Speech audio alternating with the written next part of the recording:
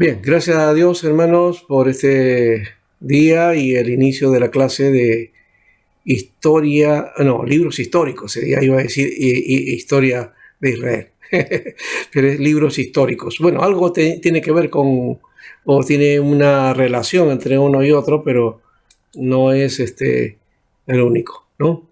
Eh, pero bueno, hoy día vamos a hacer entonces el curso sobre libros históricos. Ustedes tienen aquí el, la separata o el sílabo, perdón.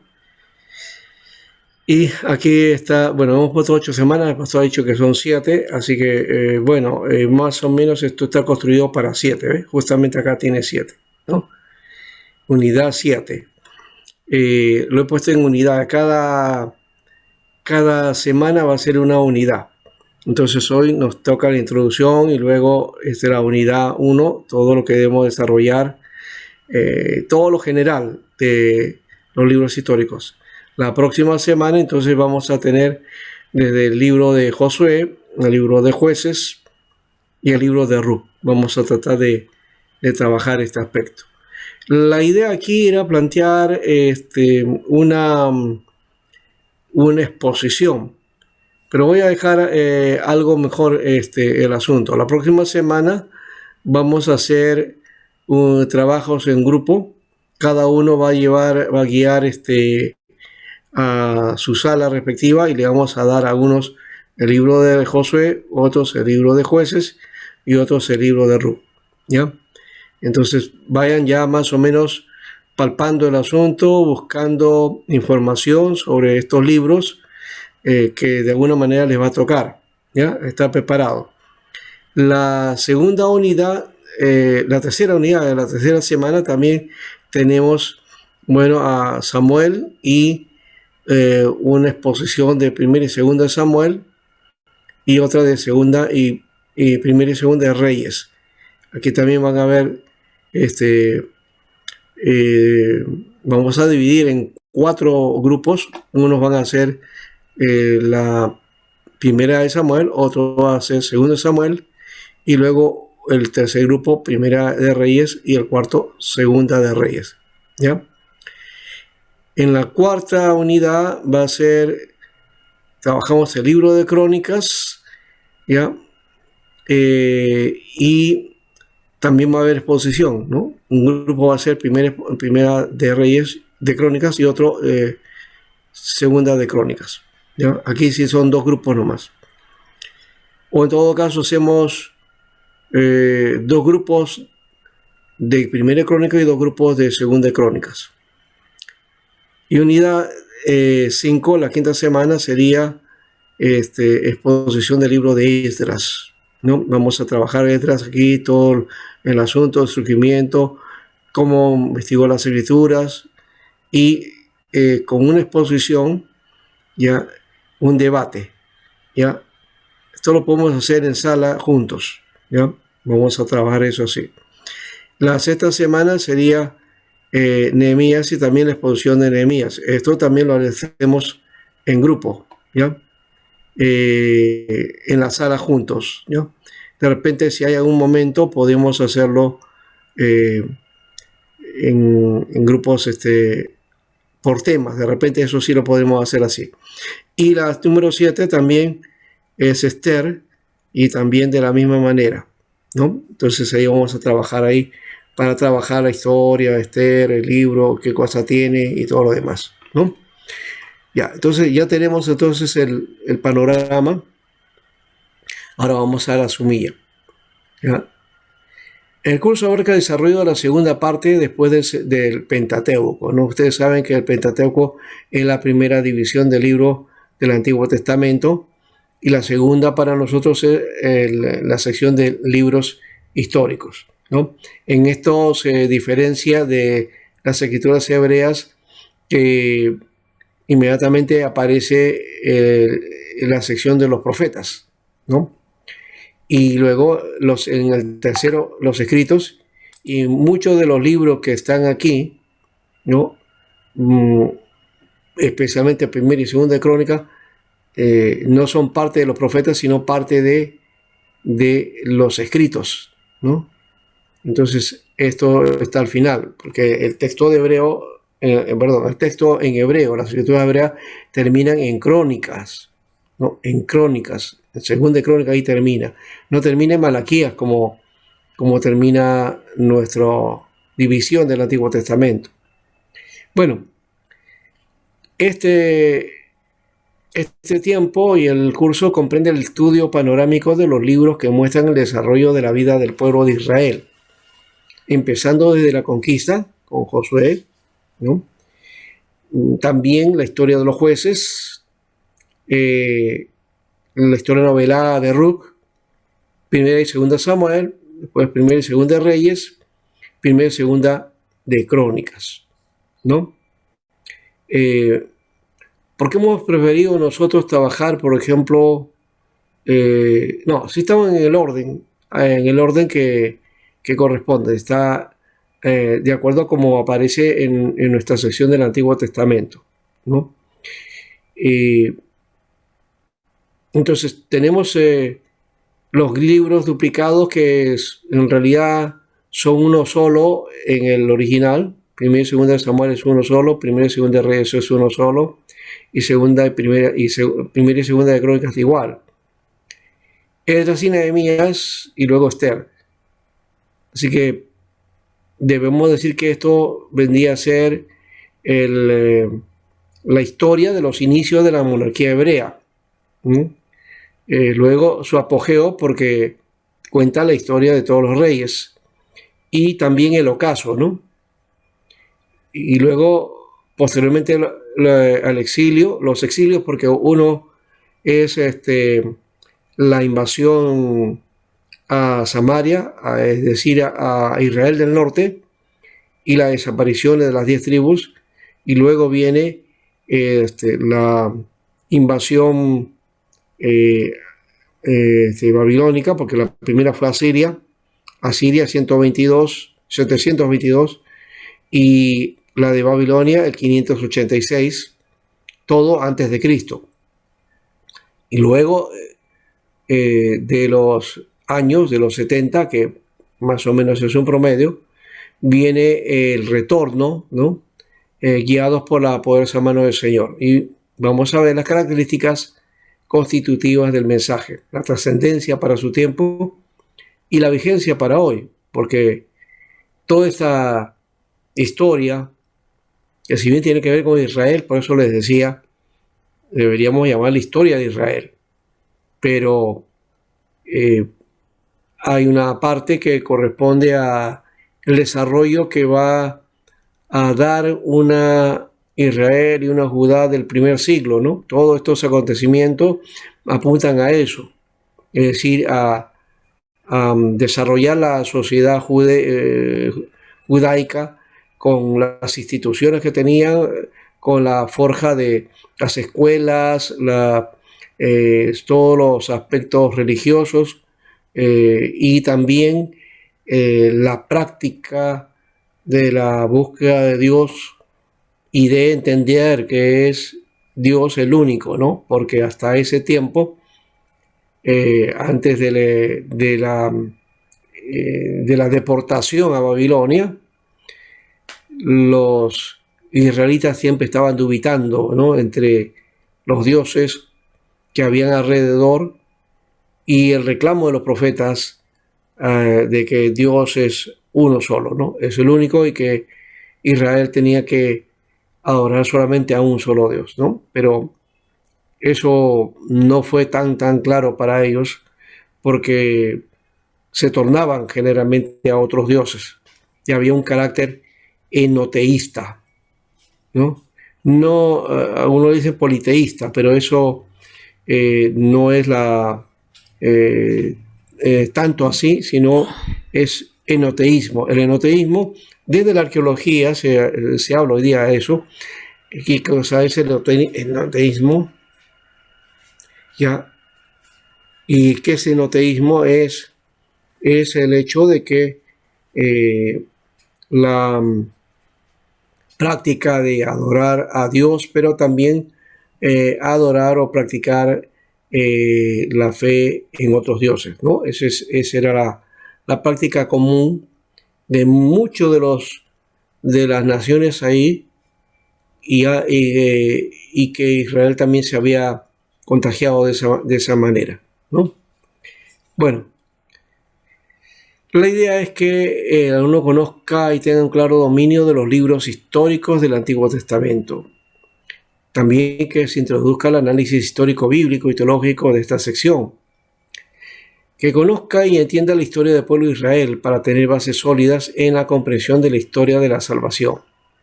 Entonces la historia que está en estos libros también, ¿no? Un enlace, que enlace la historia que está en los libros que corresponden a esta parte del Antiguo Testamento. Y enlace el mensaje de los libros al contexto que nos ha tocado vivir, ¿no? O sea, que haya una actualización, aplicación para nuestro tiempo también, ¿no?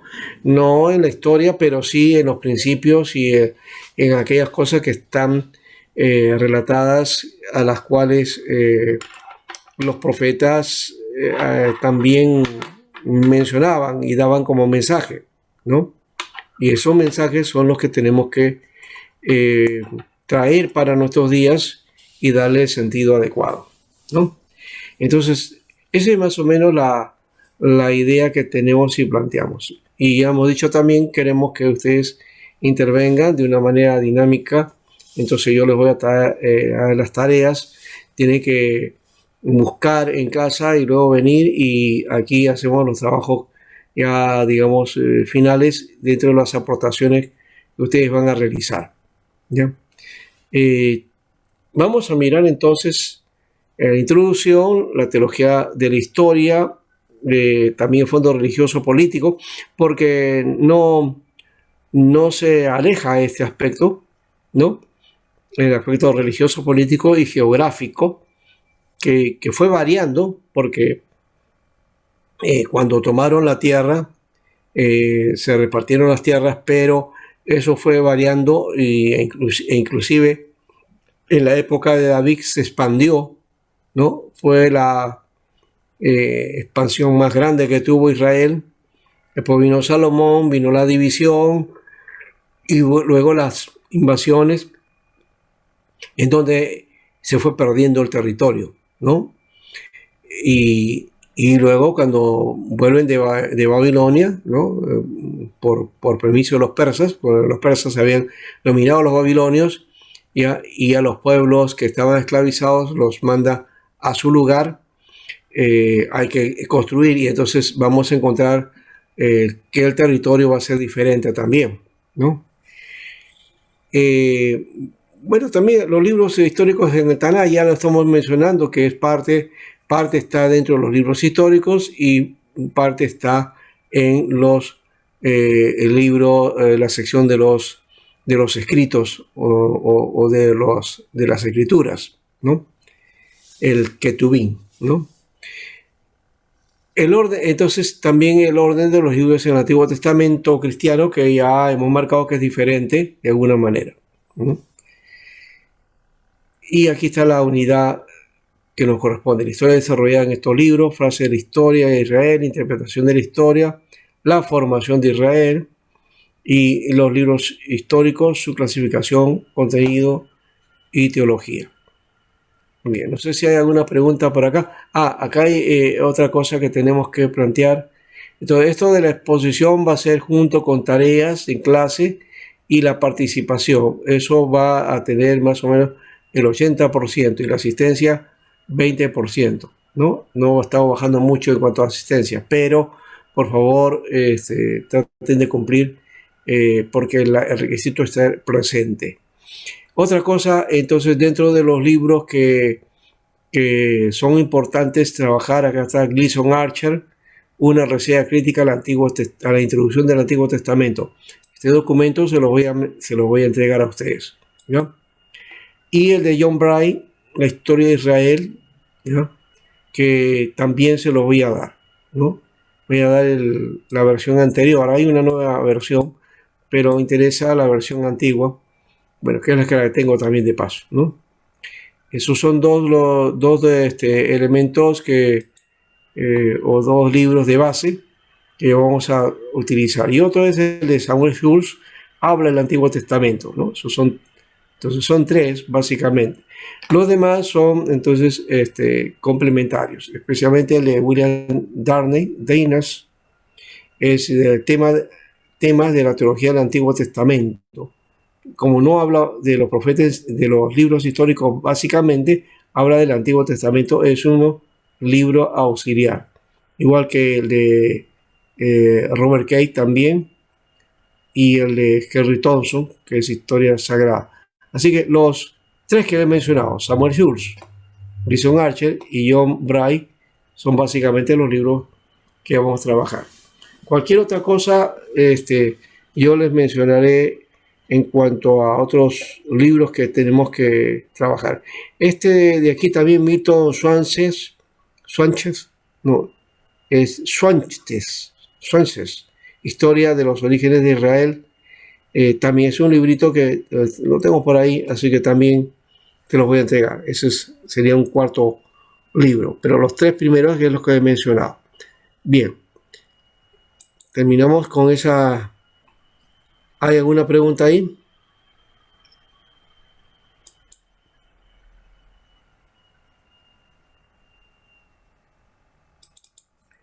Muy bien, no hay entonces ninguna pregunta. Vamos a un poco a ver la breve reseña de los libros históricos.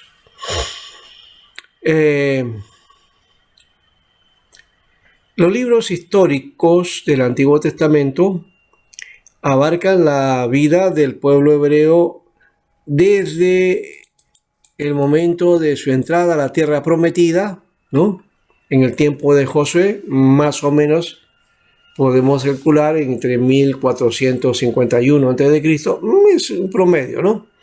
Hasta el periodo de los Macabeos, que viene a ser 150 años antes del nacimiento de Cristo, ¿no? Más o menos por ahí. Hasta ahí, bueno, no está exactamente el periodo macabeo, ¿no? Aunque eso sí se refleja en la versión de la Septuaginta, donde recoge estos documentos que en el mundo protestante se llama apócrifos. Contiene estos libros de los macabeos, que también es parte de esa historia. Pero realmente la historia que tenemos en el Antiguo Testamento abarca más o menos a un tiempo cercano a ellos, ¿no? Los libros de Josué y de los jueces en particular abarcan el periodo temprano de la vida del pueblo hebreo, ¿no? Esa es la sección, Josué y jueces, ¿no? Es el comienzo. Ya como pueblo estamos hablando, ¿no? Porque antes eran tribus, ¿no? Y es así, ¿no? Cuando las tribus hebreas que habitaban la tierra prometida no habían sido reunidos en un estado, sino que vivían más o menos separados los unos de los otros, ¿no? Sí se les repartió y todavía eran tribus, ¿no? Y fue más o menos formándose ese estado más adelante para desarrollar un pueblo, ¿no? Llamamos pueblo de Israel en realidad desde el desierto, y así lo llama también el Señor, pero lo que había eran tribus, en realidad eran 12 tribus, 12 familias, ¿no? Agrupaciones que conglomeraban de alguna manera lo que iba a ser Israel o ese pueblo, ¿no? Entonces podemos decir también desde esa perspectiva que Israel estaba formada de 13 etnias, de 13 tribus, etnias o culturas, ¿no? Perdón, 13 no, 12 culturas, ¿no? 12 clanes, ¿no? De familias que fueron cabezas de estas tribus y cada una teniendo su propia característica, ¿no? Ahora, los libros de Samuel, Reyes y Crónicas, que acá aparece como paralipómenos, abarcan el periodo monárquico de los hebreos alrededor de 500 años. Este periodo concluye con la caída del reino judío y el cautiverio de Babilonia en 586 a.C., ¿no? Más o menos hasta ahí llega esa sección, Los libros de Esdras, Nehemías, Judith, ya no es Esther, relatan los acontecimientos posteriores al cautiverio babilónico y a la reconstrucción de Jerusalén. ¿Ya? Y bueno, los macabeos no lo vamos a trabajar en este caso, ¿no? Porque, como se han dado cuenta, este es un texto que tiene entonces una sección que corresponde a un artículo que contiene o que manifiesta los libros, entonces, que nosotros conocemos o llamamos apócrifos, ¿no? Bien, eso es en cuanto al aspecto de la sección de estos documentos, ¿no? Y podemos decir que a través de los siglos, en el transcurso de la historia de Israel, el pueblo judío atravesó muchas fases del desarrollo, tanto físico como espiritual. El desarrollo físico en el sentido de no solamente lo geográfico, ¿no? Sino el desarrollo en sí mismo como pueblo. Dios eligió al pueblo hebreo para traer mediante él la salvación a todos los pueblos de la tierra. Y según los planes divinos del pueblo judío, tenía que surgir el Salvador del mundo, Cristo, y a su vez los primeros ciudadanos del reino de Dios y los propagadores de la fe cristiana, los profetas del Antiguo Testamento, ¿no? Le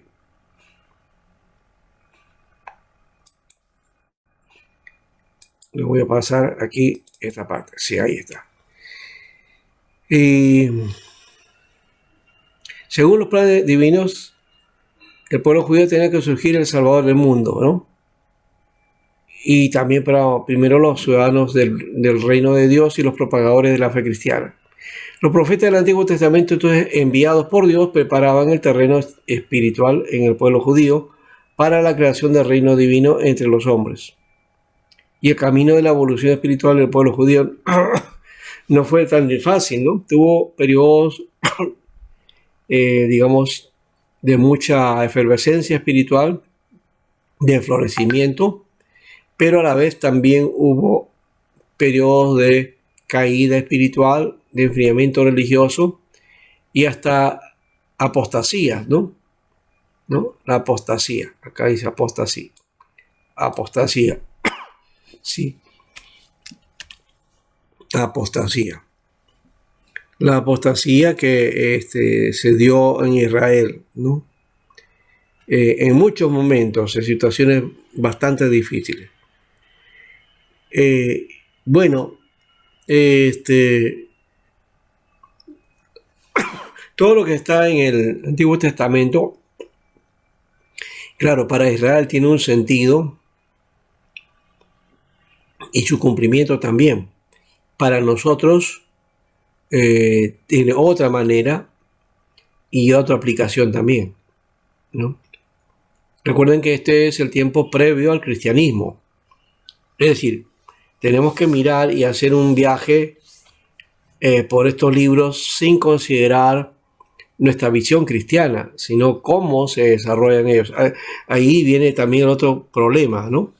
¿Cómo hacer para tener una lectura de estos libros sin que nos salga nuestra visión cristiana de la vida y acusar a Israel de apóstata o de idolatría o de dureza de corazón? Bueno, ahí la Biblia habla de la dureza de corazón de Israel, del pueblo. Pero, ¿cómo entender a Israel en esa faceta del proceso de desarrollo de nación, pero también de la guía de Dios? Creo que lo que podemos rescatar y de anticipado podemos decir que lo que hizo Israel y lo que fue su actuar y las acciones que tuvo no son exclusivas de ese pueblo, porque también pueden ocurrir en la iglesia, ¿ya? Y eso que Israel se creía un pueblo escogido de Dios, privilegiado, y que era la niña de Dios, ¿no?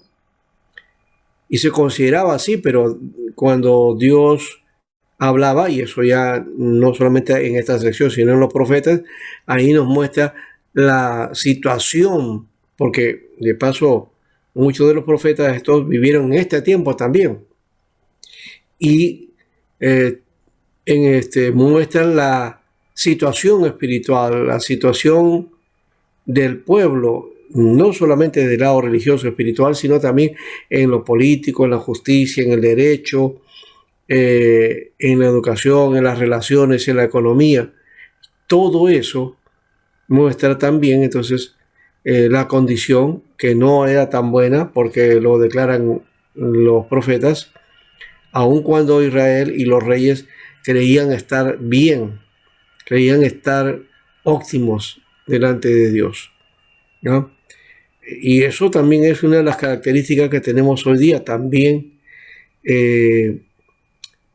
pero que nosotros asumimos como una tácita condición de que ya la gracia nos está dando una bendición y que todos estamos bien, ¿no? Y que la iglesia está bien y que mi vida cristiana está bien. Y las luchas quizás son de corte personal, ¿no? En relación a Dios, si un día estoy hacia arriba, otro abajo, más o menos, y nuestra lucha es por ese lado, no como la comunidad. Y como comunidad siempre nos vemos como una iglesia victoriosa, firme, y nuestros cánticos e himnos también hablan mucho acerca de eso, ¿no? Y glorificamos el hecho de ser iglesia y todo eso. Pero si vamos a un análisis real de lo que sucede en la iglesia, vamos a encontrarnos también la misma situación en que Israel también cometía los mismos errores, las mismas faltas, los mismos pecados, también la iglesia los comete, ¿no? Entonces no vamos a pasar por alto ese aspecto de que solamente es Israel que se comportó mal. Claro, cierto es que está como ejemplo para nosotros, para no hacer lo mismo, pero lo hacemos. Lastimosamente olvidamos esta historia y caemos en los mismos errores que tuvo Israel. Bien. Entonces hay que tener cuidado en ese aspecto. Por otro lado, los hebreos vivían rodeados de pueblos idólatras y agresivos: cananeos, moabitas, idumeos, edomitas, amonitas, filisteos, sirios, asirios, babilonios y otros, ¿no? Más adelante. Con sus creencias supersticiosas y también con costumbres paganas que arrastraban a los hebreos en el plano espiritual. Esto es parte, es cierto, pero también la misma naturaleza que tenía Israel, que la tienen las otras naciones, y no haciendo diferencias si son paganos o israelitas, sino que estos tipos de actitudes siempre se dan y se dan a conocer. Por ejemplo, cuando hablamos de las supersticiones, ¿no? Y algunas costumbres ciertas por ahí, ¿no? Que a veces hay en la iglesia. Por ejemplo, en cuanto a superstición, ya seguro que a uno ya no piensa en eso de que cuando sale con el pie izquierdo le va a salir mal, o que si se rompió el espejo, o si se le cayó la sal, o que si la puerta, no sé qué más cosas hay por ahí, ¿no es cierto? Ya, pero no quitamos esas supersticiones, ¿no? Que el domingo 7, que el viernes 13, que no sé qué, y ya. O lo otro, ¿no? Que también dice la palma de las manos, siente comezón y dice, me va a caer dinero, ¿no? En fin, o le han hecho mal de ojo y otras cosas, son supersticiones. Pero hay supersticiones cristianas también, ¿no? Una superstición cristiana es, por ejemplo, te olvidaste de leer la Biblia o de tu devocional y entonces sales a la calle y dices, hoy día me va a salir mal, no he leído la Biblia, ¿no? Y entonces el Señor me va a castigar, ¿no? Ahí hay una superstición. Otra superstición es creer que porque por esas casualidades faltas al culto, al servicio, hoy ahora la semana me va a ir mal, ¿no? Pero cuando voy al culto me va bien. Y eso es superstición, porque el irte bien no depende de si vas o no vas al culto, ¿no? Otra cosa también por ahí, si se te cae la Biblia por ahí, dice, ay, entonces hoy día Señor se va a molestar conmigo, ¿no? Que no he cuidado su palabra. En fin, entonces hay ese tipo de creencias que no son creencias, en realidad son supersticiones, que también a veces admitimos, ¿no? ¿Ya? Y que no son correctas. ¿Ya? Muy bien. Entonces hay que aprender de esto, ¿ya? Eh, y de toda esta situación, que el contexto también es casi lo mismo, ¿no? Aunque el paganismo de hoy es diferente, pero la gente de afuera pues tiene sus cosas, ¿no? ¿No? Ah, yo, por ejemplo, no le he dado mucho caso a este asunto del Halloween. No me da importancia, pero hay cosas también que la gente hace que es curiosa, ¿no? Y los disfraces que ponen ellos y también a sus hijos, ¿no? En ese momento la gente hace de todo, pero eso de que eso es diabólico, eso es hasta un juego tonto, que claro, de alguna manera el enemigo lo toma, ¿ya? Eh, pero hay otras cosas que son más satánicas que ese aspecto, ¿no? La injusticia, ¿ah? Eh, la falta de derecho, el, el abuso de los políticos, el abuso de poder, ¿m? El hecho de que eh, hay gente que se aprovecha de ciertas circunstancias por compadrazgos y otros no acceden ni siquiera a, a los beneficios que como ciudadanos les corresponde. Y eso también es malo, ¿ya? Y la maldad, la mentira, los fake news, es decir, la noticias falsas, todo eso en realidad es negativo y es malo y es satánico, ¿no? La infamia, la difamación, la calumnia, cuando se pervierte la verdad, ¿no? Todo eso es también pecado y es satánico, ¿no? Y es mucho peor que lo que está sucediendo o que esa fiestita y nos reclaman como si esa es la única operación satánica. Satanás está obrando en la vida cotidiana, en las situaciones cotidianas y nadie se da cuenta, ¿no? Entonces hay que tomar en cuenta ese aspecto también, ¿no? Eh, Aquí entonces también debemos ver los libros históricos de la Biblia que se aprecian la verdad y la objetividad de estos libros, la misma no idealizada ni idealiza a las personas, tampoco a los acontecimientos, nos muestra tan clara la situación, es una de las historias más descarnadas que muestran los defectos y errores de este pueblo, ¿no? En otras historias vamos a encontrar pues que te cuentan la historia de otro modo, ¿no? Por ejemplo, cuando te cuentan la invasión chilena y te dicen cómo los chilenos se portaron con nosotros, pero no decimos nosotros cómo nos comportamos nosotros ante la guerra. Cuando la gente de buenas condiciones económicas y de prestigio, de nombre dentro de la sociedad, se ocultaron y de miedo dejaron de lado. ¿Y quiénes fueron los que defendieron el territorio peruano? Eran gente campesinas, obreros, gente humilde, sencilla, ¿ya? Que los reclutaban y que les daban pues unas armas que estaban obsoletas porque no teníamos armas. Así cualquier pueblo podía habernos invadido, ¿no? Entonces no es una hazaña de los chilenos que nos invadieron y que malos fueron los chilenos, no, nosotros no supimos defender nuestro territorio. ¿Y saben qué hubo? Hubo miedo y hubo hasta traición, ¿no? En Lima, si ustedes no saben, el Palacio de Gobierno se bajó la bandera peruana y se hizo la bandera chilena porque no había presidente, el presidente se había escapado, no teníamos a nadie, no había un desgobierno. ¿Qué cosa creían que iba a hacer el otro pueblo? Un ejército que viene de otra nación. Fácilmente pues se lleva todo, ¿no?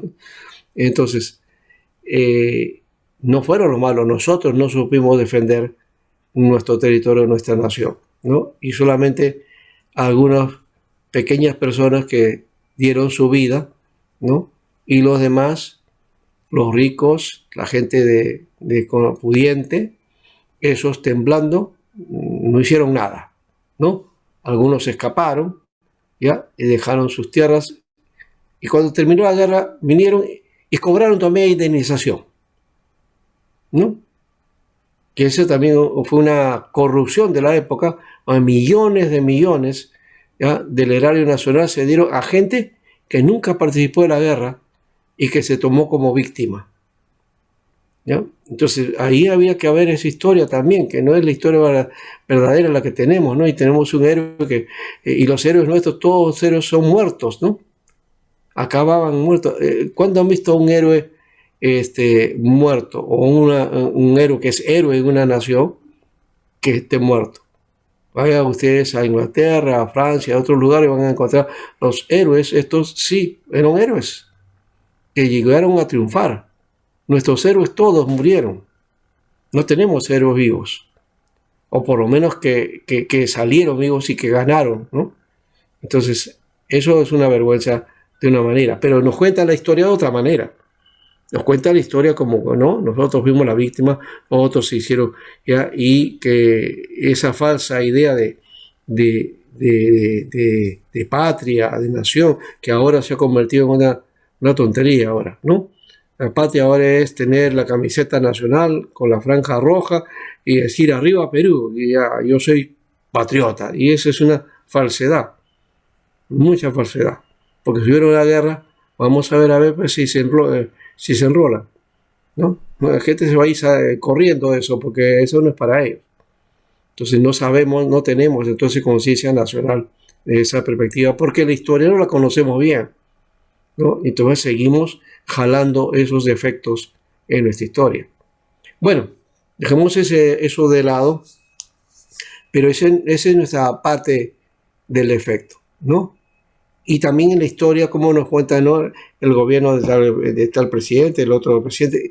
Tantos han habido y ha habido tanta corrupción en cada etapa, pero tú vas al libro de historia, nunca te dicen nada acerca de eso.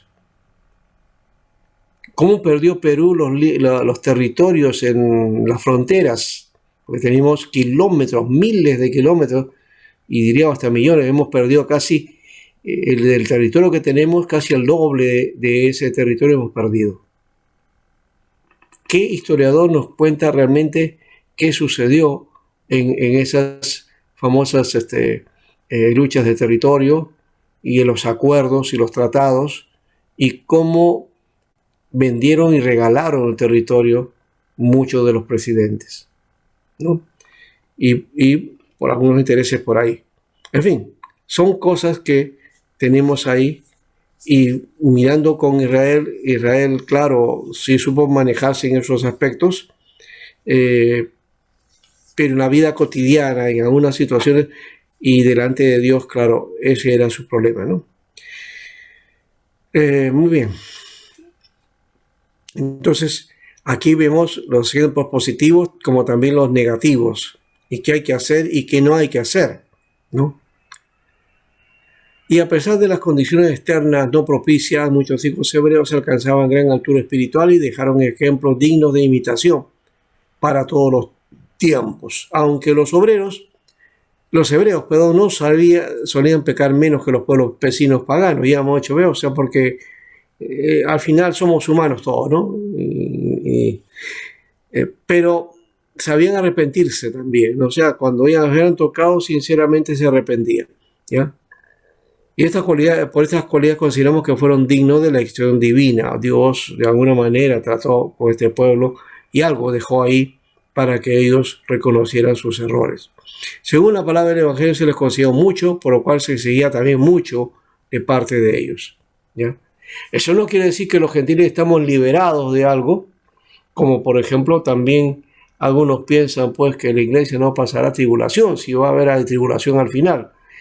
Y se enseña y se adoctrina diciendo, no vamos a pasar y porque la iglesia es santa, que no sé cuánto. No, si la iglesia de primitiva pasó terribles tribulaciones y persecuciones, siendo fiel, dedicada, porque la historia nos muestra eso, ¿creen ustedes que una iglesia como la que tenemos hoy día, débil, no, con falta de consagración, con falta de interés acerca de Dios, creen que va a ser librada de la tribulación si hubiera una tribulación? Ahí yo me pongo mis dudas, ¿no? Pero en fin, ahí está la cosa. Los libros históricos de la Biblia son valiosos también por mostrar claramente que no es la mera casualidad, sino Dios quien dirige el destino de cada hombre y de cada nación. La Biblia cita claros ejemplos de la providencia divina, mostrando cómo Él eleva y recompensa a los justos por sus virtudes, perdona a los pecadores arrepentidos y simultáneamente, como un juez justo, castiga a los reincidentes sin ley. En los sucesos cotidianos concretos de la Biblia, el lector ve las cualidades del gran Dios y cuya misericordia es inagotable, la sabiduría inalcanzable, la fuerza infinita, la justicia inevitable. Ningún libro histórico, ¿no?, solamente la Biblia puede transmitir tal perspectiva espiritual de los acontecimientos vitales. Entonces, solamente en la Biblia, ningún libro de historia nos da estos alcances, como los da la Biblia y esta sección de los libros históricos de la Biblia. Así que la historia puede considerarse como el sacramento de la religión de Israel, ¿no? Porque en la historia tenemos ahí, y a través de la historia Israel ve la faz de Dios y continúa vendiéndole aún cuando es invisible, lo continúa viendo, ¿no? No sería justo pues detenerse en las múltiples intrigas humanas que entretejen la historia de Israel, como ya hemos mencionado, ¿eh? Ocurrían las mismas tramas y las mismas situaciones que en cualquier otro pueblo, ¿ya? Pero que Dios escogió de alguna manera. Así que Israel no tenía los méritos de alguna manera, ¿no?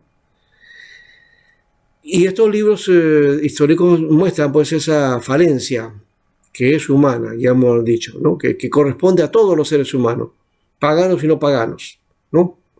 Más allá o por encima de los intereses creados de los personajes históricos se revela a Dios como el verdadero motor de la historia. Dios es el que conduce la historia. Y eso creo que también deberíamos tomarlo en cuenta para hoy. Porque las situaciones que se viven en el mundo y todo lo que está ocurriendo, como que pareciera que Dios se hubiera abandonado el mundo. Pero hay que recordar, Dios es el motor de la historia. Y Dios está tratando y está moviéndose en este tiempo. Aun cuando no lo veamos, no lo sintamos y no marquemos nosotros eso. Y hasta la iglesia parece que está olvidando eso. Hoy día tiene miedo de un gobierno mundial. Hoy tiene miedo de la vacuna. Por eso no quieren vacunarse, porque según ellos es ahí el chip o el 666. Pero en la Biblia nos muestra que el 666 es la vacuna. Si vamos a ser literalistas, dice la Biblia que el sello de la bestia iba a ser, ¿qué cosa? Marcada en la mano y en la frente, y no en el hombro. Entonces, ¿qué tiene que ver eso, la vacuna, con eso que dice Apocalipsis? No tiene ninguna razón de ser, ¿no? Pero en fin, ahí vamos con eso, ¿no? Dios es entonces el motor de la historia, no hay que olvidarle. Él es el soberano y Él es el que está actuando y que, por supuesto, sigue operando a pesar de nosotros, ¿no? Bien, ¿alguna pregunta aquí? Muy bien. Vamos a ir a un descanso, ¿les parece? ¿Ya? Y entonces, luego de eso, vamos a trabajar entonces esto de acá, los libros y los temas centrales de cada libro. Esto de una manera introductoria, ¿ya? Entonces, esta es la segunda parte que vamos a trabajar, ¿ya? Muy bien, los dejo entonces por un momento, unos 15 minutos y regresamos, ¿ya?